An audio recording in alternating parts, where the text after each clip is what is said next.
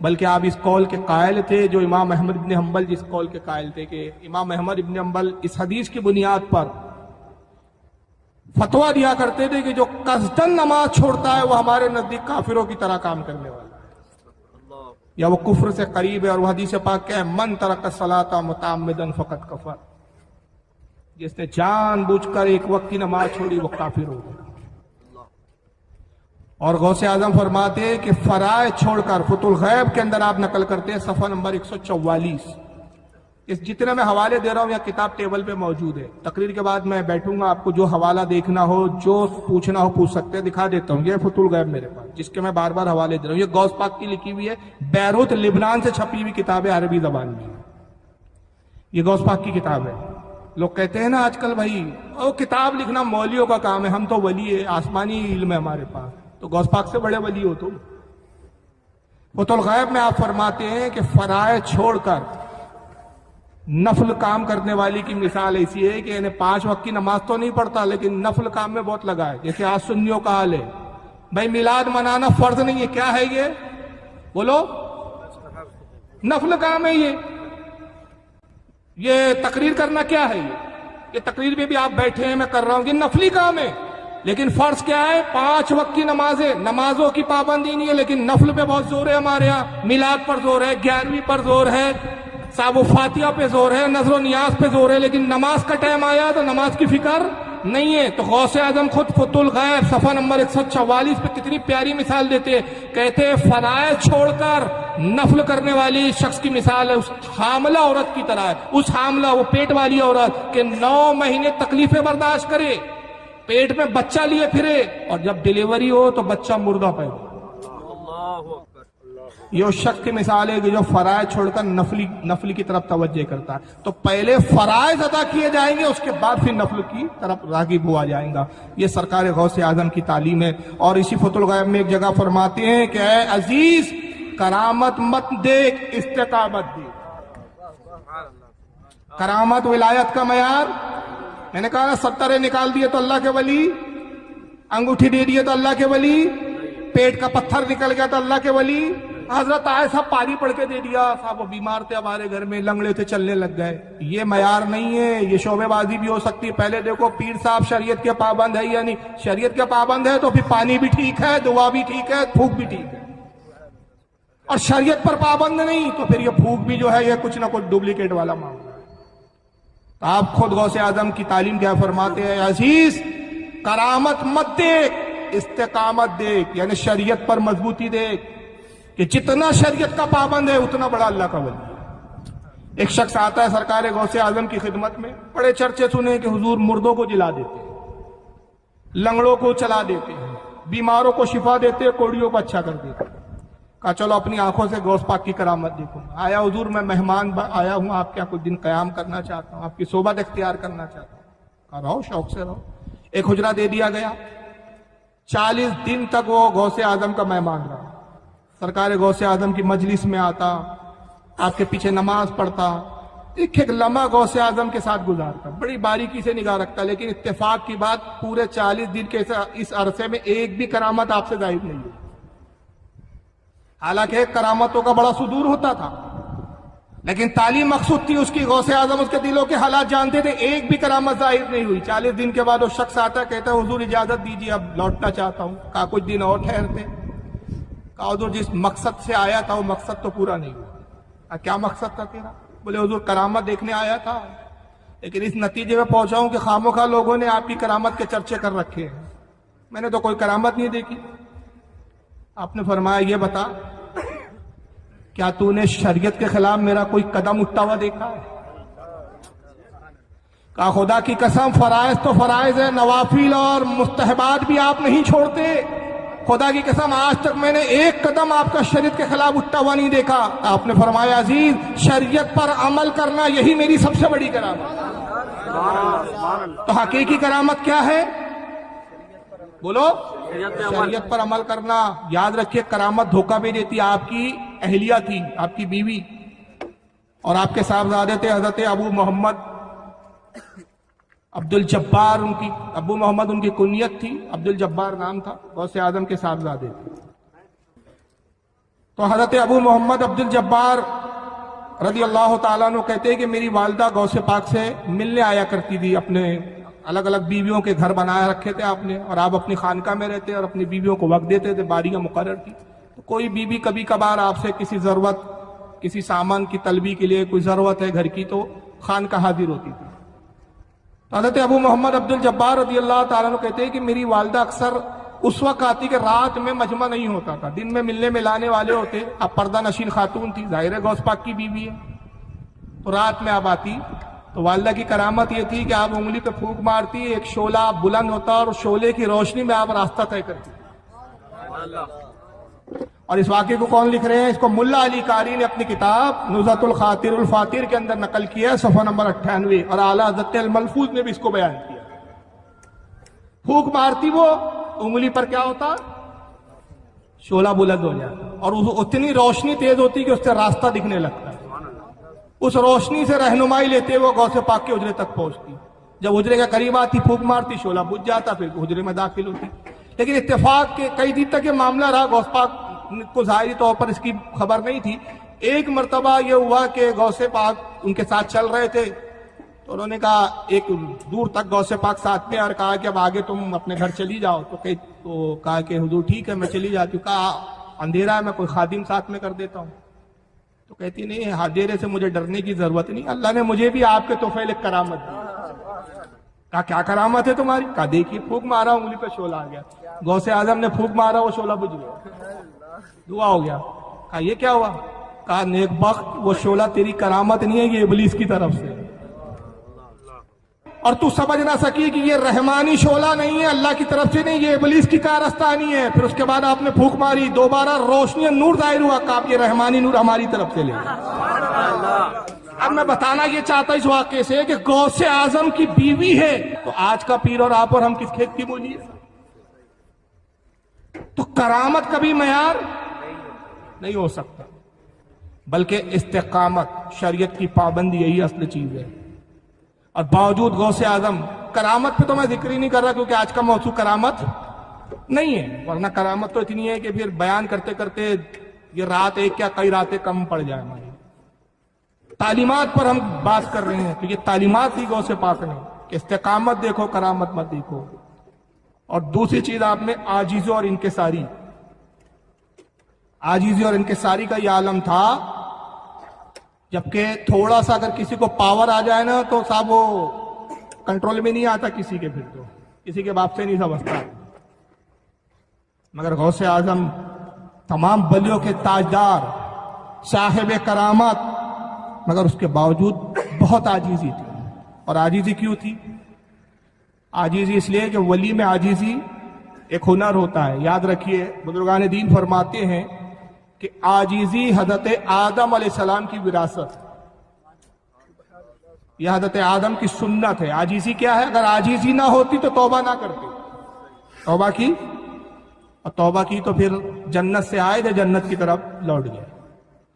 عاجزی حضرت آدم کی سنت ہے, اور گھمنڈ اور غرور کس کا طریقہ ہے؟ یہ ابلیس کا طریقہ ہے, آج تک اڑا ہوا ہے. اور یاد رکھیے, انبیاء اکرام, اولیاء اکرام, باوجود اس کے کہ اللہ تعالیٰ ان کو بڑے منصب عطا کرتا ہے, مگر یہ منصب پر مغرور نہیں ہوتے, غرور نہیں کرتے, گھمنڈ نہیں کرتے, عاجزی اختیار کرتے. میں نے ایک واقعہ پڑھا تھا تو ہل گیا تھا. انبیاء کا کیا حال تھا, تو ہماری اوقات کیا ہے. ہم چھوٹی چھوٹی باتوں پہ فخر اور گھمنڈ ظاہر کرتے ہیں, ایک دوسرے پہ فوقیت ظاہر کرنے لگتے ہیں, ایک دوسرے کو سے سپرلیڈ کرنا چاہتے ہیں. موسیٰ علیہ السلام کو طور پر جاتے ہیں, اللہ سے ہم کلام ہوئے. رب تبارک و تعالیٰ نے ارشاد فرمایا, موسیٰ کل جب کوہ طور پر لاؤ تو اپنی پوری امت پہ ایک نظر ڈالنا, اور تیری امت میں جو سب سے بڑا گناہ گار ہو اس کو کوہ طور پر ساتھ میں لے آ.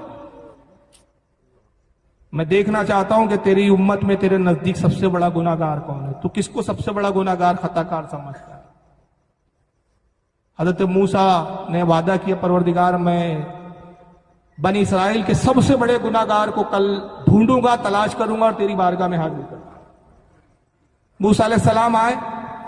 دوسرا دن جب وہ کوہ طور پر جانے کا وقت آیا تو آپ تنہا کوہ طور پر جا رہے ہیں, ساتھ میں کوئی نہیں. کوہ طور پر پہنچے، رب نے ارشاد فرمایا موسیٰ وہ گناہگار کو نہیں لائے کہ رب کائنات میں نے پوری بنی اسرائیل پہ نظر ڈالی، میں نے اپنے سے بڑا گناہگار کسی کو نہیں پایا۔ اللہ بتائیے نبی ہے، رب نے ارشاد فرمایا موسیٰ بس یہی عاجزی تو ہم دیکھنا چاہتے تھے، اور اسی عاجزی نے تجھے یہ شرف دیا کہ ہم تجھ سے ہم کلامی کر رہے ہیں۔ تو جو جتنا جھکتا ہے اتنا اس کا مقام و مرتبہ بلند ہوتا ہے، اور یہی رسول اللہ میں عاجزی تھی۔ سرکار تو تمام انبیاء کے سردار، ساری کائنات کا مالک بنا دیا پروردگار، مگر اس کے باوجود عالم کیا تھا؟ صحیح بخاری کی حدیث ہے، مسلم میں موجود ہے، ترمذی میں ہے، نسائی میں ہے، امام احمد نے مسند میں احمد میں لکھا، امام ابن ابی شیبہ نے المصنف میں لکھا، میرے پاس متعدد حوالے ہیں کہ ایک یہودی اور ایک مسلمان کا آپس میں جھگڑا ہو گیا۔ یہودی نے کہا کہ موسیٰ علیہ السلام اور یونس علیہ السلام سب سے افضل، مسلمان نے کہا نہیں، ہمارے نبی تمام انبیاء سے افضل ہے، موسیٰ سے بھی افضل ہے، حضرت یونس سے بھی افضل ہے۔ یہودی نہیں مانا، مسلمان کو غصہ آیا، اٹھایا ایک تھپڑ رسید کر دیا یہودی کے گال پر۔ یہودی رونے لگا، غصہ آیا، اس کو کہا چل تیری شکایت میں تیرے ہی نبی محمد سے کرتا ہوں صلی اللہ علیہ وسلم۔ اس کو کھینچتے ہوئے لے گیا اور کہا کہ محمد صلی اللہ علیہ وسلم فیصلہ کیجئے، ہمارے درمیان اختلاف ہو گیا، میں نے کہا کہ یونس اور موسیٰ سب سے افضل ہے۔ اس بات پہ ناراض ہوا اور اس نے مجھے تھپڑ مارا۔ اللہ کے نبی نے نہیں کہا تو نے بہت اچھا کام کیا، جبکہ یہ حقیقت تو یہی، ہمارا ایمان اور عقیدہ یہی ہے کہ سب سے افضل کون ہے؟ رسول اللہ۔ لیکن دیکھیے تعلیم دینے کے لیے آپ نے کیا فرمایا؟ بخاری کے الفاظ فرمایا لا یقولن احدکم انی خیر من یونس ابن متى، کہ لوگوں تم میں سے کوئی مجھے یونس ابن متى سے بہتر قرار نہ دے، کوئی تم میں سے نہ۔ یہ تو بخاری کے الفاظ ہے، اور بلکہ ایک اور روایت میں جو الفاظ میں نے دیکھے یہ اس سے زیادہ شدید الفاظ ہیں، جو ابن ماجہ میں نے اپنی سنن میں لکھا ہے، اس کو کتاب الزہد میں حدیث نمبر 4274۔ ابھی جو الفاظ میں سناؤں گا حوالے پہلے نقل کر رہا ہوں۔ مسند احمد میں امام احمد اس کو لائے حدیث نمبر 9831، امام حاکم المستدرک میں لائے ہیں حدیث نمبر 4122، اور امام بغوی نے شرح السنہ میں اس کو نقل کیا 4301 پر، اور اس میں حضرت ابو ہریرہ سے الفاظ ہے، وہ کیا ہے؟ قال رسول اللہ صلی اللہ علیہ وسلم انا خیر من یونس ابن متى فقد کذب، کہا کہ جس نے یہ کہا کہ میں یونس ابن متى سے افضل و بہتر ہوں، وہ جھوٹا ہے۔ حالانکہ جھوٹ تو نہیں ہے، حقیقت کیا ہے؟ حقیقت یہی ہے کہ حضور تمام نبیوں سے افضل ہے۔ عاجزی یہ رسول اللہ کی سنت ہے، اور ابو بکر صدیق کی عاجزی کا کیا حال تھا؟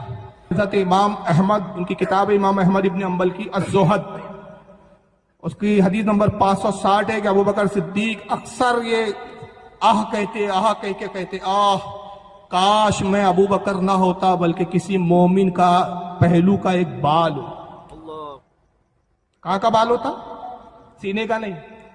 حضرت عمر کہتے تھے میں کاش ابو بکر کے سینے کا بال ہوتا، اور حضرت ابو بکر عاجزی میں کیا کہتے تھے؟ کاش میں کسی مومن کے پہلو کا ایک بال ہوتا۔ تو یہ عاجزی جو ہے نا، یہ زیور ہے مومن کا۔ یہی وجہ ہے کہ عالم کے لیے بھی حکم ہے کہ اپنے علم پر گھمنڈ نہ کرے، غرور نہ کرے، بلکہ کیا کرے؟ عاجزی اختیار کرے۔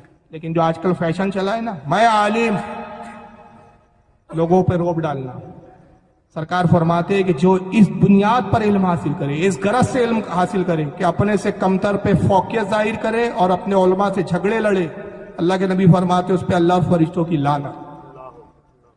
علم اس لیے حاصل نہیں کیا جاتا کہ کمتروں پہ اپنی فوقیت بتائی جائے اور علماء سے بحث و مباحثے کیے جائے، بلکہ علم عاجزی سکھاتا ہے۔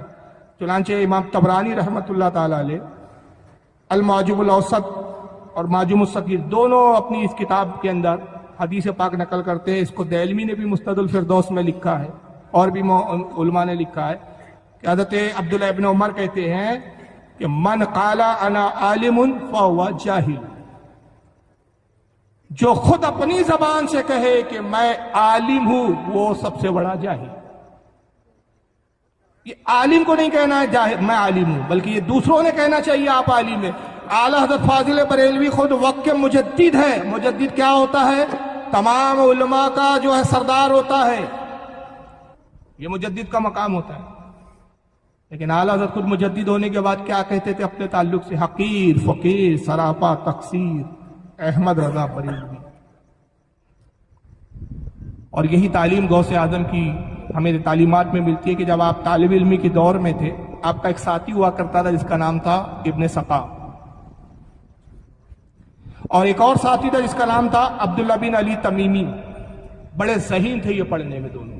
ابن سقا بڑا ذہین تھا پڑھنے میں، اس کو اپنے علم پہ بڑا غرور اور گھمنڈ تھا. بغداد میں اس زمانے میں ایک وقت کے بہت بڑے ولی آئے. اس کو ملا علی قاری نے نظرۃ الخاطر الفاتر صفحہ نمبر 101 پر اس واقعے کو نقل کیا ہے جو میں بیان کر رہا ہوں. حوالہ بھی سن لیں. وقت کے بہت بڑے ولی آئے تو ابن سقا غوث پاک کے پاس آتا ہے، اور عبداللہ بن علی تمیمی جو اس کا دوسرا ساتھی تھا ان کے پاس آتا ہے اور کہتا ہے کہ ایک بہت بڑے بزرگ آئے ہیں، آج مسجد میں خطاب کریں گے، بڑا چرچا ہے ان کا. تو میں نے ارادہ کیا کہ ان کی بزرگیت کا امتحان لیا جائے. تو میں نے 10 سوال تیار کیے. تو میں چاہتا ہوں کہ وہ 10 سوال پوچھو، اگر وہ جواب دے دیں گے تو میں بھی مان لوں گا کہ ہاں وقت کے بہت بڑے ولی ہیں، بہت بڑے بزرگ ہیں، بہت بڑے عالم ہیں. تو عبداللہ بن تمیمی کہتا ہے کہ ہاں تم نے اچھا ارادہ کیا ہے. تم نے سوال کس بارے میں بیان کیا؟ کہا بہت مشکل سوال میں نے تیار کیا. کہا میں بھی کچھ مسائل پوچھوں گا. کہا عبدالقادر تم بھی کچھ سوال تیار کرو. تو غوث اعظم فرماتے کہ میری مجال نہیں کہ میں بزرگوں کا امتحان لوں. میں تو بزرگوں کے سامنے عاجزی کرتا ہوں، انکساری کرتا ہوں. میں تو جاؤں گا، صرف فیض لوں گا، زیارت کروں گا اور دعائیں لوں گا. اب دیکھیے، ایک کی نیت یہ تھی کہ امتحان لینا ہے، دوسرا حامیہ ملا رہا ہے، اور تیسرے سرکار غوث اعظم ہے جو عاجزی کر رہے ہیں. جب مجلس میں پہنچے، چکے چھوٹے تھے، بچپنے کا عالم تھا، پڑھائی کا دور تھا، مجمع اور علماء سب بیٹھے ہوئے تھے، پیچھے جگہ ملی. جیسے پیچھے پہنچے، بزرگ ممبر پہ خطاب کر رہے تھے، نظر پڑی اور تینوں کا نام لیا. کہا ابن سقا قریب آ، اے عبداللہ بن علی تمیمی قریب آ، اور عبدالقادر تم بھی قریب آؤ. جب تینوں کے نام لیے، یہ تینوں حیران ہو گئے اور کانپنے لگے کہ ہمیں کیسے جانتے، ہم تو پہلی بار مل رہے. ڈرتے ہوئے آگے پہنچے. ابن سقا آگے تھا تو آپ جلال میں کہا ابن سقا تیرے 10 سوال یہ ہے اور اس کے جوابات یہ ہیں. سوال بھی بتا دیا، جواب بھی بتا دیا. کہا عبداللہ بن علی تو نے جو مسائل سوچے یہ تیرے مسئلے یہ ہے اور اس کا جواب یہ ہے. اور کہے ابن سقا تجھے اپنے علم پہ بڑا غرور اور گھمنڈ ہے، تو میں دیکھ رہا ہوں کہ تو وقت کا بہت بڑا عالم بنے گا، فاضل بنے گا، تبلیغ کرے گا، مناظرے کرے گا. تیرے ہاتھ پر سینکڑوں عیسائی ایمان لائیں گے مگر تیری اپنی خود کی موت کفر پر ہوں. تیرا علم جو ہے تیرے مغرور علم تجھے لے ڈوبے گا. اور عبداللہ بن علی سے کہا کہ سن، تو بہت بڑا تاجر بنے گا، بہت مال کمائے گا، بادشاہ کا خاص معتمد ہوں گا، بادشاہ سے بڑی قربت ہوں گی تیری. تیرے علم کی بنیاد پہ بادشاہ اپنے سے قریب رکھیں گا، مگر تیرا حال یہ ہوگا کہ 2 رکعت نماز پڑھنا بھی تجھے سکون سے نصیب نہیں ہوگا. جب یہ دونوں کے بارے میں کہا تو شیخ عبدالقادر غوث پاک کانپ گئے کہ اب میں بھی ساتھ میں آیا ہوں تو میرے بارے میں بھی کوئی بد دعا کے الفاظ نہ کہے. مگر جب غوث اعظم کی طرف نگاہ اٹھائی، مسکرائے، خوش ہوئے. ممبر سے خود اترتے ہیں، غوث اعظم کے ہاتھ کو بوسہ دیا، ہاتھ پکڑا، ممبر میں بٹھایا. کہ عبدالقادر یہی وہ بغداد کا ممبر ہے، میری نگاہ دیکھ رہی، اسی بغداد کے ممبر پہ تو کہیں گا قدمی حاضی علی رغبتی کل ولی اللہ. اے لوگو، دنیا کے تمام اولیاء کی گردنوں پر میرا قدم، یہی وہ ممبر ہوں گا. عبدالقادر اس وقت میں زندہ نہیں رہوں گا، آج میں اس کی تصدیق کروں، میرا قدم میرے قدم. اور نتیجہ یہی ہوا. ابن سقا بہت بڑا عالم، فاضل، مناظر بنا. عیسائیوں کے علاقوں میں جاتا، مناظرے کے چیلنج کرتا، بستی کی بستیاں پلٹا دیتا.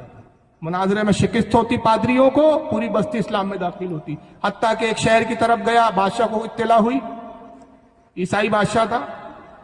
اس نے کہا یہ یہاں آیا، یہاں کی بھی آبادی جو ہے یہ پلٹا دیں گا، مسلمان کر دیں گا. ایک روایت ہے کہ اپنے وزیر سے کہا کہ کچھ حل کر. تو اس کی وزیر کی ایک خوبصورت بیٹی تھی، اور ایک روایت یہ ہے کہ بادشاہ کی اپنی خوبصورت بیٹی تھی. اس نے اپنے بیٹی سے کہا کہ اب بیٹی تو ہی اس شخص سے ہمیں بچا سکتی ہے، ہمارا مذہب اب تیرے ہاتھ میں بچا.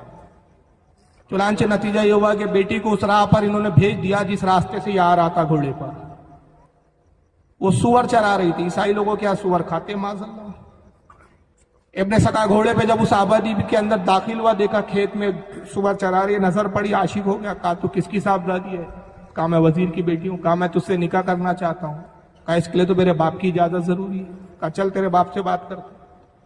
وزیر کے پاس لائی، وزیر بادشاہ کے پاس لایا، کہا میں اس سے نکاح کرنا چاہتا ہوں۔ کعبے میں کوئی اعتراض نہیں مگر صرف ایک شرط ہے۔ کہا کیا؟ کہا عیسائی مذہب قبول کر۔ کچھ دیر اس نے سوچا اور پھر کہا اچھا مجھے منظور ہے۔ نعوذ باللہ من ذالک، عیسائی ہو گیا، سور بھی کھایا، اس سے نکاح کیا اور اپنے دین کو چھوڑ دیا۔ اور موت کس پر ہو رہی ہے؟ کفر پر۔ اور عبداللہ بن علی تمیمی خود کہتے ہیں کہ میرا واقعی وہی حال ہوا، بزرگ کی بددعا کا اثر یہ ہوا کہ میں نے مال بھی خوب کمایا، تجارت بھی خوب کی، حتیٰ کہ میرے علم نے مجھے یہ فائدہ دیا ہے کہ بادشاہ مجھ سے مشورہ کرتا، میں بادشاہ کے قریب ہوا، مگر اپنی دولت اور کاروبار میں ایسا ڈوبا اپنی دنیا میں کہ نماز پڑھنے کھڑا ہوتا اور حساب کے چکر میں پڑ جاتا، اس کو دینا ہے، اس کو لینا ہے، اس کو بھول جاتا کہ 2 رکعت پڑھی کہ 1 رکعت پڑھی کہ 3 رکعت پڑھی۔ تا زندگی میں سکون سے نماز نہیں پڑھ سکا۔ اور دنیا نے اور تاریخ نے منظر بھی دیکھا کہ سرکار غوث اعظم ممبر پہ تشریف لائے اور اعلان کیا میرا قدم تمام اولیاء اللہ کی گردنوں پر۔ تو یہ عاجزی نے سرکار غوث اعظم کو اتنا بلند کیا۔ حضرت شیخ شرف الدین سعدی شیرازی، جن کو حافظ شیرازی کہا جاتا ہے، گلستان سعدی ان کی فارسی زبان میں پہلے مدارس میں پڑھائی جاتی تھی، ابھی پتہ نہیں پڑھائی جاتی ہے کہ مولانا صاحب ابھی کئی ہے۔ پہلے تو ایک کمپلسری ٹائپ کی تھی، آج کل فارسی ابھی بہت سارے مدارس میں ناپید ہو گئی ہے، نہیں پڑھائی جا رہی ہے، لیکن بہرحال پہلے درس میں داخل تھی شیخ سعدی کی یہ گلستان۔ اور کچھ ازبار میں نے مفتی غلام محمد صاحب سے الحمدللہ پڑھے ہیں، اس کے اندر یہ لکھتے ہیں گلستان سعدی کے اندر صفحہ نمبر 54 کے اندر 54 میں ایک بزرگ کے حوالے سے لکھتے ہیں کہ وہ کہتے ہیں میں حج کے لیے گیا اور بڑی تمنا تھی کہ خانہ کعبہ میں ایک ایسے وقت کی نماز پڑھوں میں کہ میرے علاوہ کعبے میں کوئی نہیں، مگر جب میں جاتا تو کعبے میں کوئی نہ کوئی مل ہی جاتا۔ سردی کے دن تھے، ایک رات میں اٹھا اور کہا کہ آج خانہ کعبہ میں شاید بڑی شدید سردی ہے، سخت سردی ہے، آج تو کوئی نہیں ہوگا۔ میں گیا اور کہتے ہیں کہ میں رات میں جب کعبے میں داخل ہوا تنہائی میں نماز پڑھنے لگا، خوش ہوا کہ آج وہ تنہائی میسر آئی، مگر دیکھتا ہوں کہ ایک رونے کی آواز آئی اور کوئی رو کے کچھ الفاظ کہہ رہا ہے۔ قریب ہوا، دیکھا ایک شخص غلاف کعبہ میں اپنے آپ کو لپٹائے ہوئے اور روتے ہوئے کہتا ہے پروردگار قیامت کے دن مجھے نابینا اٹھانا۔ اے اللہ میں تجھ سے کچھ طلب نہیں کرتا، کچھ نہیں مانگتا، صرف یہ مانگتا ہوں کہ قیامت کے دن مجھے نابینا اٹھا۔ بزرگ کہتے ہیں میں بڑا حیران ہوا کہ کتنی عجیب دعا ہے اس شخص کی۔ ارے حدیث پاک میں تو یہ آیا ہے کہ جو دنیا میں نابینا اور اندھے ہیں وہ بھی قیامت میں بینا ہو جائیں گے، اور فضل اور برکتیں اور مناقب ان کے یہ ہے، فضیلت یہ ہے نابینا کی کہ ایمان پر خاتمہ ہوا تو سب سے پہلے اللہ کا دیدار یہی لوگ کریں گے۔ سبحان اللہ۔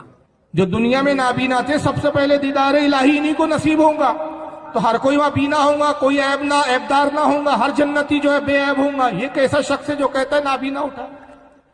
کہتے اشتیاق ہوا کہ اس شخص کو دیکھو آخر کون ہے۔ جب وہ شخص غلاف سے بہت دیر تک لپٹ کے روتا رہا، جب اس نے غلاف کعبہ سے اپنے آپ کو جدا کیا تو میں حیران ہو گیا، وہ شیخ عبد القادر جیلانی غوث اعظم تھے۔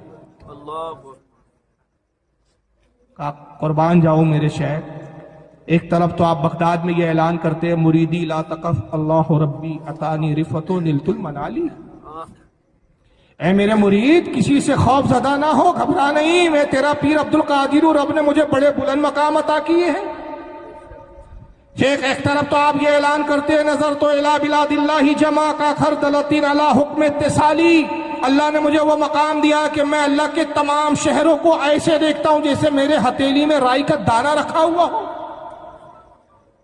ایک طرف تو آپ یہ کہتے ہیں کہ مریدی لا تقف واشن فائنی عزومن قاتل عند القتالی، اے میرے مرید کسی چگل خور سے خوف زدہ نہ ہو، کوئی اگر تیری چگلیاں کرتا ہے تو ڈر مت، میرے پاس بڑی تیز دھار والی تلوار ہے اور میں قاتل کرنا، خوب قتل کرنا تیرے بدگو کو خوب جانتا۔ یہ تلوار خوب خون جو ہے گوشت کاٹنے والی۔ ایک طرف آپ اپنے مریدوں کو یہ بشارت دیتے ہیں، ایک طرف اپنے مقام و فضائل بیان کرتے ہیں، اور ایک طرف یہ دعا ہے۔ شیخ یہ کیا معاملہ ہے؟ آپ نے کہا وہ تو وہ درجے ہیں کہ جہاں رب کہتا ہے تو میں بیان کر دیتا ہوں، میرا رب کا حکم ہوتا ہے تو میں ممبر سے کہتا ہوں، اور جو تو یہ دیکھ رہا ہے یہ دعا اس لیے کہ قیامت کے دن رسول اللہ صلی اللہ علیہ وسلم میرے نانا جان ہوں گے، میرے جد مولا علی، امام حسن، امام حسین ہوں گے، اور میں گناہوں کے ساتھ ان کی بارگاہ میں آؤں گا تو مجھے شرم آئیں گی کہ ان سے نگاہ ملا پاؤں. اس لیے دعا کر رہا ہوں رب قدیر میں گناہگار خطا کار ہوں، کہیں شرمندگی نہ ہو تو نابینا اٹھا کے شرمندگی کم ہو جائے. یہ غوث پاک کی عاجزی ہے. مگر آج مسلمانوں میں یہ عاجزی ناپید نظر آ رہی ہے. سارا زور ہمارا اپنے ہی مسلمان بھائیوں پر ہے. بدعقیدوں سے لڑنے میں ہماری یوں ہوتی ہے، لیکن اپنے بھائی سے تو پھر یہ ہے آجا. یہ ہمارا حال ہے آج کا. عاجزی ختم ہو گئی، انکساری ختم ہو گئی. دعویٰ کیا ہے؟ غوث کا دامن نہیں چھوڑیں گے. پکڑا کب ہے؟ پکڑ تو لو پہلے اچھے سے، پھر بولنا نہیں چھوڑیں گے. پکڑا ہی نہیں اور غوث کا دامن چھوڑے گی نہیں. غوث پاک کی تعلیم سے تم نے کیا حاصل کیا؟ صرف 11ویں کھانا، اس کے سوا سیکھا کیا ہے تم نے؟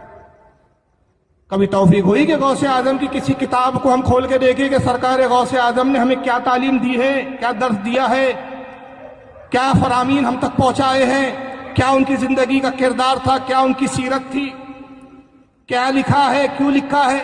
کبھی ہم نے گوارا نہیں کیا. نہ ہم نے ان سے شریعت کی پابندی سیکھا، نہ ہم سے ہم نے تزکیہ نفس سیکھا، نہ ہم نے ان سے عاجزی اور انکساری سیکھی. کچھ نہیں سیکھا. صرف سیکھا یہ ہے کہ بس غوث کا نام لو، بریانی کھاؤ، بیٹھ کے ڈکار لے کے نکل جاؤ. اور 11ویں بھی آج کل کیا ہو گئی، اللہ کی پناہ. سرکار غوث اعظم کی کتاب یہاں رکھی ٹیبل پہ، گنیت الطالبین. 73 فرقوں کا ذکر کرتے اور فرماتے ہیں کہ لوگوں، اللہ کے رسول کی حدیث ہے کہ ان بنی اسرائیل تفرقت علی 72 ملہ. سرکار نے کہا لوگوں، قوم بنی اسرائیل 72 فرقوں میں بٹے. تفترق امتی علی 73 ملہ، اور میری امت 73 فرقوں میں بٹیں گی. کلہم فی النار، سب کے سب جہنم میں جائیں گے. الا ملتن واحدہ، صرف ایک جماعت ہوگی جو جنت میں جائیں گی. قالوا من ہی یا رسول اللہ، صحابہ نے عرض کیا اللہ کے نبی جنتی جماعت کی نشانی پہچان کیا ہوں گی؟ قال ما انا علیہ واصحابی، آقا نے کہا سنو، جو میرے یا میرے صحابہ کے عقیدے پر ہوں گا وہ جنتی جماعت میں ہوگا. یہ حدیث کوٹ کی. پھر اپنے زمانے میں جتنے فرقے تھے ان کے تبصرے کیے. شیعوں میں کتنے فرقے ہیں وہ بیان کیے. مرجئیہ فرقے کے عقیدے کیا بیان کیے، قدریہ فرقے کا عقیدہ کیا بیان کیے. سارے فرقوں کا ذکر غوث اعظم اپنی کتاب گنیت الطالبین میں کرتے ہیں. اور کیا فرماتے ہیں؟ عزیز جان لے، سوائے اہل سنت کے کوئی جنتی نہیں، صرف اہل سنت ہے جو جنتی فرقہ ہے جو جنت میں جائیں گا. اور اس کے بعد پھر آپ کہتے ہیں اللہ کی بارگاہ میں پروردگار ان یہودیوں کی نسلیں جو شیعہ ہے ان کی بستیوں کو اجاڑ دے، ان رافضیوں کی نسلوں کو تباہ کر دے. آپ دعائے ہلاکت اس میں لکھ رہے ہیں، اور ہمارا حال کیا ہے؟ 11ویں میں ہم بدعقیدوں کو بلا رہے ہیں. ریلیشن مینٹین ہو رہے ہیں صاحب. سارے وہابیوں کو بھی بلا لیا، بدعقیدوں کو بھی بلا لیا، غیر مسلموں کو بھی بلا رہے. کیوں 11ویں؟ اب 11ویں نہیں رہی صاحب، وہ نظر و نیاز والا معاملہ نہیں رہا. غوث اعظم کی خوشنودی اور اللہ کی رضا مقصود نہیں رہی. ارے بھائی ایک تو بہانہ ہے، سارے بزنس کے کاروبار اسی میں سیٹ ہو جائیں گے. غوث پاک کی تعلیم سے کچھ بھی نہیں لے رہے ہم. تو یاد رکھیے غوث اعظم کی تعلیم اصل ہے. اگر ہم ان کی تعلیم پہ عمل کریں گے تو وہ راضی ہوں گے، صرف 11ویں کرنے سے راضی نہیں ہوں گے. اور غوث اعظم کا عقیدہ وہی تھا جو اہل سنت و جماعت کا عقیدہ تھا. ہر بزرگ شریعت کی پابندی اور عقائد کی بنیاد پر پہچانا جاتا ہے. یاد رکھیے کوئی کتنا ہی بڑا ہوا میں اڑنے والا ہو، شعبے باز ہو، لیکن عقیدہ اہل سنت پر قائم نہیں، پلپلا ہے، ڈھلمل ہے، یہ بھی ٹھیک وہ بھی ٹھیک، وہ سب کچھ ہو سکتا ہے. ولی تو دور مسلمان نہیں ہو سکتا، حقیقی مسلمان نہیں ہو سکتا، تو ولی کہاں ہوگا؟ لیکن ایسے بھی پیروں سے ہم مرید ہو جاتے ہیں آج کل، جو کہتے ہیں ارے بھائی یہ وہابی سنی کے جھگڑے مولویوں کے جھگڑے ہیں. ہم تو پیر لوگ ہیں بھائی، سب کو ایک نگاہ سے دیکھتے ہیں. میں نام نہیں لیتا، ایک بہت بڑے مقرر صاحب ہیں، نام اس لیے لیتا ہوں کہ آج کل کیا ہے، ہر بھانڈ کو ہم مشہور کر دیتے ہیں، ہر منورنجن ٹھٹے باز کو مشہور کر دیتے ہیں. بہت بڑے علامہ ہیں اس وقت. ہوبلی میں میرا جلسہ تھا، وہ بھی تھے میرے ساتھ. گفتگو نکل پڑی صاحب بدعقیدوں پر. کچھ لوگ جن کے ہم ٹھہرے ہوئے تھے جن کے گھر میں، انہوں نے کچھ وہابیوں کو لے کے سوال کر دیا. تو وہ جناب جواب میں کہتے ہیں، بات نکلی بڑی بڑھتے بڑھتے یہاں تک آ گئی. تو کہتے ہیں بھائی ہم تو صوفیاء کے طریقہ پر چلنے والے لوگ ہیں، سب کو ایک نگاہ سے دیکھتے ہیں. صوفیہ بڑے نرم دل ہوتے ہیں، کسی کو کافر نہیں بولتے. تو بہرحال میں نے بہت لمبی گفتگو کی تھی، وہ ابھی موقع نہیں ہے، لیکن ایک بات میں کہتا ہوں، میں نے کہا یہ کیسا صوفی ہے بھائی، وہ گفتگو کا آخری نچوڑ بتا رہا ہوں، یہ کیسا صوفی ہے کہ رسول اللہ کی توہین ہو رہی ہے اور یہ صوفی بنا بیٹھا ہوا ہے، سرکار کی گستاخی ہو رہی ہے، صوفی بنا بیٹھا ہے. تو یہ شخص صوفی کیا، میرے نزدیک تو مسلمان نہیں ہے، تو صوفی کیا بنے گا، ولی کیا بنے گا؟ تو سب سے پہلے تو آپ جانیے کہ سب سے بڑا پیروں کا پیر، ولیوں کا تاجدار، ولیوں کا سردار غوث اعظم کو مانتے تو ان کا عقیدہ دیکھو کہ عقیدہ کیا ہے. وہ عقیدہ انہوں نے گنید الطالبین میں لکھے، یہ کتاب ہے ان کی عربی زبان میں، سر الاسرار و مظہر الانوار، یہ بھی باہر سے چھپی ہوئی ہے، سب باہر کی کتاب ہے الحمدللہ. اس میں انہوں نے عقائد کا بیان کیا ہے، شرفۃ الغائب ہے، فتح الربانی ہے، گنید الطالبین ہے. علماء نے 17 کتابیں شمار کی ہے کہ غوث اعظم نے اپنی زندگی میں کل 17 کتابیں لکھی ہیں، 17 کتابیں، اور تقریباً 40 سال درس و تدریس کی خدمات انجام دیا، پڑھایا بھی ہے مدرسے میں بیٹھ کر، ہزاروں شاگرد بھی پیدا کیے، درس و تدریس کا بھی کام کیا، واعظ و نصیحت کا بھی کام کیا، اور تصنیف و تالیف کا بھی کام کیا. ہر اعتبار سے آپ نے سنت کو مضبوط کیا.